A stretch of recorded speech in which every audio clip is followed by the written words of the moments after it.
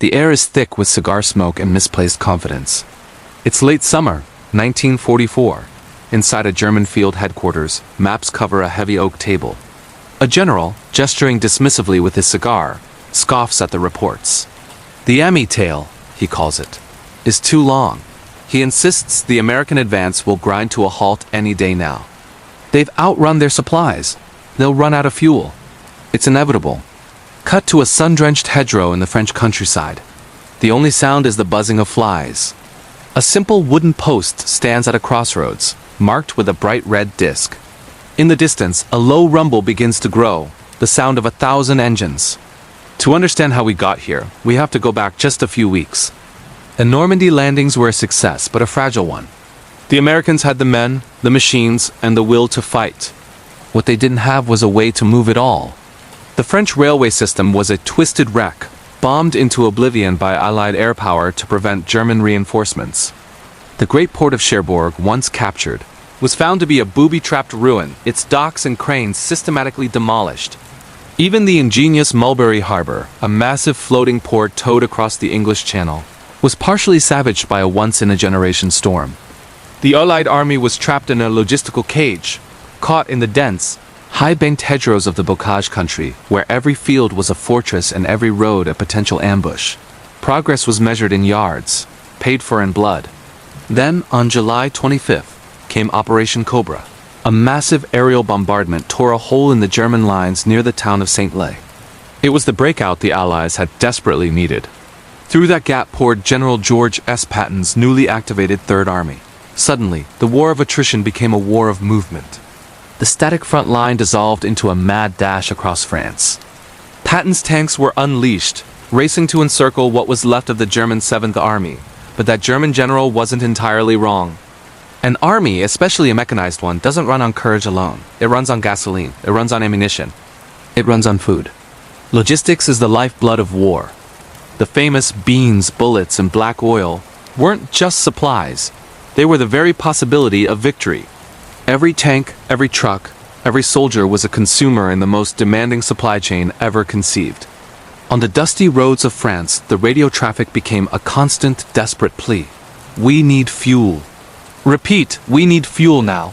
The clatter of tank tracks on cobblestone was often followed by the sickening silence of an empty fuel tank. Patton's aggressive charge was creating a logistical nightmare. His armored columns were advancing faster than the supply trucks could possibly follow using traditional methods. The Emmy tail was stretched to its breaking point. The entire Allied effort in Western Europe was balanced on a knife's edge. The momentum was priceless, but it was also burning through thousands of tons of supplies every single day. They couldn't use the rails, the ports were a mess, and the existing roads were a chaotic mix of two-way military and civilian traffic. They needed a miracle. They needed a solution that defied conventional logistics, something that could bend the very infrastructure of France to the will of the war effort. What if you could create a highway dedicated solely to the pursuit? A one-way river of steel flowing endlessly from the beaches to the front line, day and night without ever stopping? Back at that quiet crossroads, the rumbling gets louder. The red disc on the post seems to wait, a silent sentinel marking the beginning of an answer. The calendar page turns to August 25th, 1944. On this day, a lifeline is born out of sheer necessity. It's called the Red Ball Express. The concept, drawn up by the Advanced Section, Communication Zone, or DSEC, is brutally simple and ruthlessly efficient. Imagine two massive parallel arteries pumping supplies from the Normandy coast deep into the heart of France. One artery, the northern route, is for outbound traffic only. Loaded trucks, thousands of them, roar east from the sprawling depots near Saint-Lay and Isigny, their destinations marked on chalkboards: Chartres, Paris, and the ever-advancing front lines. The other artery, the southern route, is for the return trip. Empty trucks, lighter and faster, race back west for another load. This is a closed loop, a one-way torrent of steel and gasoline. Nothing, absolutely nothing, is allowed to move against the current. The roads are marked with large red balls, the same symbol used on American railroads to signal a clear track ahead, meaning priority freight. On these roads, the Red Ball Express is the only freight that matters. Enforcing this ironclad discipline are the military police. At every crossroads, every junction, even in the dead of a blacked-out night, you'd see them. Standing firm in a cloud of dust and exhaust fumes, with white gloves on their hands and a whistle in their mouth. They are the absolute masters of this domain. They direct the endless flow with sharp gestures and shrill blasts. It doesn't matter if you're a colonel or a general in a hurry. Your rank means nothing here. If an MP holds up a red disc, you stop. Period. Disobeying an MP on the red ball route isn't just a traffic violation, it's practically treason. And what a flow it is. The backbone of this entire operation is the GMCC-KW truck, the legendary deuce-and-a-half. A 2.5-ton, 6x6 beast of a machine. They come in waves, bumper to bumper, their hoods adorned with spare tires, their running boards and beds stacked high with jerrycans of fuel and water, forming a makeshift armor against stray bullets or shrapnel. Drivers cursed the speed governors that limited them to 56 miles per hour, often finding creative ways to bypass them. They needed every ounce of speed they could get. From an initial few hundred trucks, the fleet quickly swells to nearly 6,000 vehicles running day and night. But machines are just one part of the story. The soul of the Red Ball Express is its drivers. In a segregated U.S. Army, a startling fact emerges. Nearly 75% of the men behind the wheels are African American soldiers, many of whom were previously assigned to non-combat service roles. They were mechanics, cooks, and quartermasters, now thrust into one of the most critical missions of the war. They learned to handle these heavy trucks on the fly, mastering the gears, the weight, and the treacherous roads with incredible skill. This wasn't just a job. It was a source of immense pride, a way to prove their worth and directly contribute to the fight for a freedom that they themselves were not fully granted back home. Imagine the scene. It's 3 a.m. The only light comes from the hooded cat-eye headlamps, casting feeble slits of light onto the road ahead. You're driving in a convoy, so close to the truck in front that you can smell the exhaust and feel the heat from its engine. The dust is a living thing. It's kicked up by thousands of tires, a thick, gritty fog that covers everything. Gets in your eyes, your hair, and coats your tongue with the taste of French soil. You drive for hours, your body aching, your eyes burning from lack of sleep. The only respite is a brief stop at a makeshift way station, a tent by the side of the road where you can grab a mug of lukewarm, bitter coffee before climbing back into the cab and pushing on. The tension is constant, a knot in your stomach that never loosens. As dawn breaks, casting a gray light over the French countryside, your convoy grinds to a halt. Ahead, a pontoon bridge, hastily thrown across a river by the engineers, looks frighteningly fragile under the weight of the endless procession. You can hear the static crackle of a radio from the lead vehicle. It's a message from an armored unit miles ahead, their tanks running on fumes. The words are desperate. We need fuel, now. Up ahead, an MP stands at the entrance to the bridge. He holds back the line, judging the strain on the structure. Then, with a sharp, decisive motion of his arm, he waves your truck forward. The convoy lurches ahead, one heartbeat, one truck, one precious load at a time, into the uncertain day. The road is a relentless rhythm, a heartbeat measured in shifting gears and the rumble of 6x6 tires. At night, it's a different beast altogether. Imagine driving in total darkness, a blackout convoy where your entire world shrinks to the faint, red glow of the truck's taillight in front of you. That single point of light is your lifeline, your guide through the winding, unfamiliar roads of liberated France. You trust it completely because you have to. The air is thick with the smell of hot brakes and overworked engines, a constant reminder of the mechanical strain. Experienced drivers develop a sixth sense. They learn to listen not just to the road, but to the truck itself. They can hear the subtle change in the engine's song that signals a failing fan belt, or the slight misfire of a spark plug about to give up. This isn't just driving. It's a deep, mechanical communion born from necessity. Every unusual vibration, every new squeal, is a message that could mean the difference between delivering your cargo and becoming another breakdown on the side of the road. And breakdowns were a constant enemy. A hidden war was waged every single day, not against the Germans, but against metal fatigue and mechanical failure. This was the war of the maintenance crews. These guys were the unsung heroes of the Express. When a truck died, the wrecker crews would descend like battlefield medics. With chain hoists and raw muscle, they'd lift engines and pull transmissions. The side of the road became an open-air workshop, a boneyard where crippled trucks were cannibalized for their organs. A working fan belt from one wreck, a water pump from another, a distributor from a third all were harvested to keep the lifeblood of the convoy flowing. Nothing was wasted. Every salvaged part was a victory that kept the artery clear. Fuel was everything. It was the currency of the entire operation. And it was all measured in the 5-gallon jerrycan. Picture massive supply dumps. Literal walls built from thousands upon thousands of these steel cans, shimmering in the sun. Every single gallon of fuel that went into those thirsty trucks was poured by hand.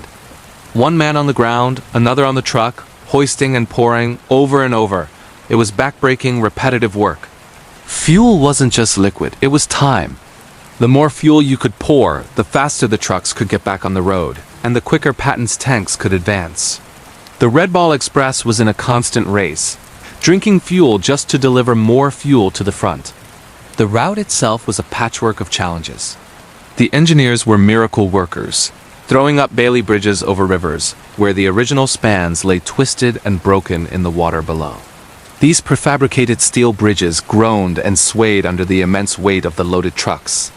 You'd see engineers standing by, carefully rationing the flow of traffic. First, they'd let one truck cross, watching the bridge settle, then maybe 5 at a time. It was a constant negotiation with physics, a delicate balance between speed and safety, with the ghost of the destroyed bridge serving as a grim reminder of what could go wrong. Danger was a constant companion, but not always the kind you'd expect. While there were sporadic German strafing runs, a terrifying dash for cover as enemy planes screamed overhead, the biggest killer on the Red Ball was physics itself. Tire blowouts on rough roads could send a truck careening into a ditch. Sudden patches of dense fog could reduce visibility to 0 in an instant. But the most insidious enemy was fatigue. Driving for 18, 20, even 24 hours straight, your mind starts to play tricks. The white lines on the road blur together. Your eyelids feel like lead weights. A moment's lapse in concentration could be fatal. The scale of the operation was staggering. At its peak, the Express was moving over 12,000 tons of supplies every single day. More than 6,000 trucks were in constant rotation, a never-ending loop of machines and men. As the Allied armies pushed eastward, the map kept changing. Paris celebrated its liberation, but the Red Ball convoys skirted the city, their mission too critical for parades. The routes stretched longer and longer, pushing towards Reims, and then on towards the Moselle River and the German border. But this success came at a cost. The vice was tightening. The hauls were getting longer, meaning less time for sleep and maintenance. Drivers were pushed far beyond the point of exhaustion. The trucks, run ragged, were breaking down more frequently.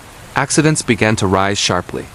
Meanwhile, at the front, the spearheads of Patton's Third Army were grinding to a halt. You could see tanks parked on the side of the road, hoods up, their crews idle. They had outrun their supply lines. Their engines were silent, not because of enemy fire, but because their fuel tanks were empty. They could only wait counting their last few jerrycans and pray for the rumble of the Red Ball Express. September 1944. The hedgerows are behind us, the breakout is history, and the Allied war machine is hurtling east. But momentum has a price, and that price is fuel. Every gallon, every bullet, every box of sea rations has to travel hundreds of miles from the beaches of Normandy. This isn't a supply line. It's a lifeline, a high-stakes gamble called the Red Ball Express. And the stakes are getting higher by the hour. The summer's end brings no relief, only a new kind of battle, a knife fight with distance. Up north, the 1st Canadian Army seizes the port of Antwerp. It's a miracle, a deep water port nearly intact. But the victory is hollow. The Germans still hold the banks of the Scheldt estuary, turning the 60 miles of waterway into a killing ground. Until the Scheldt is cleared, Antwerp is just a name on a map, useless. The Red Ball trucks keep rolling. Down south, General Patton's Third Army is a coiled spring, ready to punch through to the German heartland. His tanks are thirsty, pointing toward the Moselle River and the fortress city of Metz. Patton screams for fuel, his dispatches crackling with impatience. "Give me 400,000 gallons, he demands, and I'll be in Germany in 2 days. But he's not the only one with needs. To his north, Hodge's First Army is in a brutal, grinding fight in the Hürtgen forest, a dark, dense woodland that chews up men and materiel.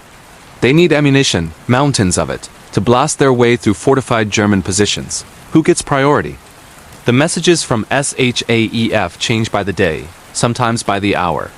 One convoy is flagged for Patton, the next is diverted to Hodges. The high-level argument between a narrow thrust and a broad front isn't happening in a comfortable conference room. It's being fought in the dispatch logs and on the dusty roads of France. The system is under immense strain. The promised pipelines, codenamed Pluto, are still being laid under the channel. The French rail lines, so expertly sabotaged by the resistance just months ago, are still being repaired, sleeper by sleeper, bridge by bridge. So everything falls on the shoulders of the Red Ball drivers. These men, most of them African American soldiers in segregated units, are pushing the limits of human endurance. They drive for 40 hours straight, their eyes burning from fatigue and dust, their hands cramped on the wheel. They learn to sleep with one eye open during 5-minute breaks while another truck is loaded. They keep going on coffee, adrenaline, and the grim knowledge that a division at the front is counting on them. Discipline is stretched thin, but it holds. MPs empowered with absolute authority on the Red Ball route will stop a full bird colonel's staff car if it's in the way. They're the law on this one-way river of steel. At the way stations, exhausted drivers stumble from their cabs, grabbing a few hours of uneasy sleep on a cot before being shaken awake by a sergeant who can see the breaking point in a man's eyes. Time to go, soldier. The front ain't waiting. They push past the weariness, pushing their engines, pushing the governors on their trucks that are meant to limit speed. They know that every minute saved could be a life saved. And on the other side, in a muddy ditch near Lunéville, a German Oberleutnant watches through his field glasses. He tries to count the trucks. 10, 20, 50. They just keep coming, a low continuous roar that fills the air. He stops counting. The sound is no longer just trucks. It's an endless weather system, a storm of industrial power rolling over them. The contempt his men once felt for the retreating Americans has curdled into a cold, gnawing fear. How can they possibly stop this? The dilemmas become more vivid, more brutal. A dispatch arrives. A corps near Aachen is facing a counterattack and is desperately low on artillery shells. But 100 miles south, Patton's armored spearhead is about to run dry just 10 miles from the Moselle. A decision has to be made right now. Divert the fuel convoy heading for 3rd Army? It means Patton's tanks will become static pillboxes. Let it go? It means the men in Aachen might be overrun. As the first autumn rains begin to fall, turning the dusty roads into slick rivers of mud, the Red Ball Express is stretched to the snapping point. The window for a decisive breakthrough is closing. The rivers are rising, the weather is turning, and the fortress of Metz looms ahead, a challenge that will demand more fuel, more ammunition, and more blood than anyone can imagine. The line is about to break.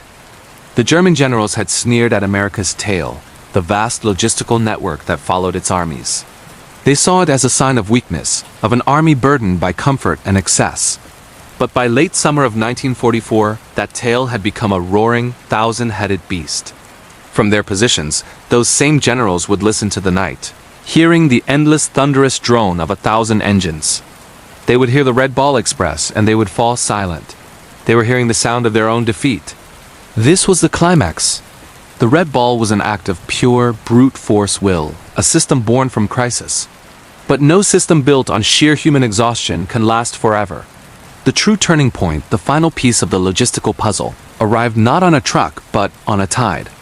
On November 28, 1944, the first Allied convoy sailed up the freshly cleared Scheldt estuary and docked at the port of Antwerp.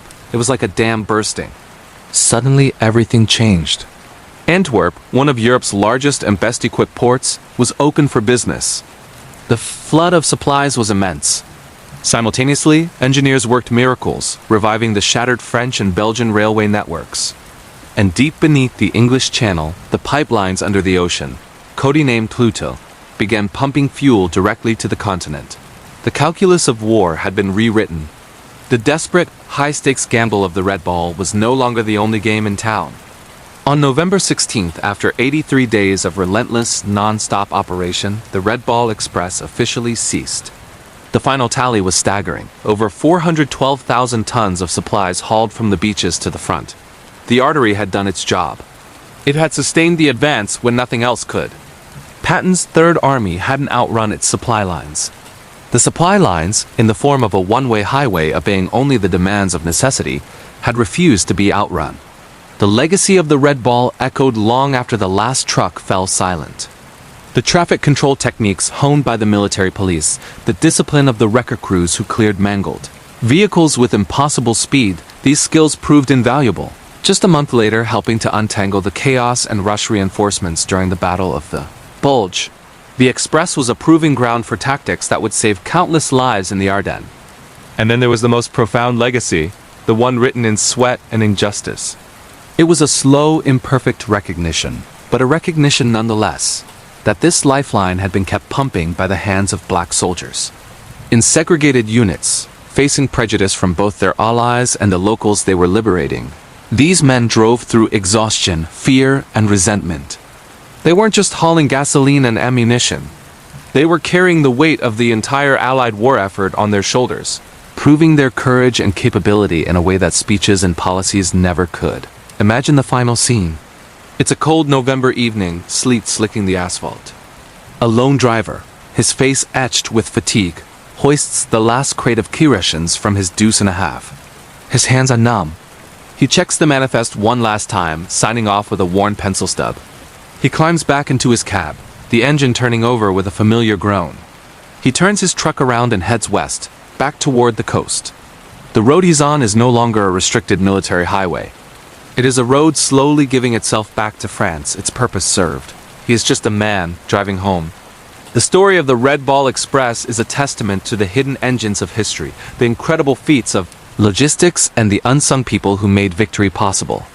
If you want to discover more of these untold stories from World War II, the tales of ingenuity and determination that truly shaped our world, make sure to subscribe. Thank you for watching.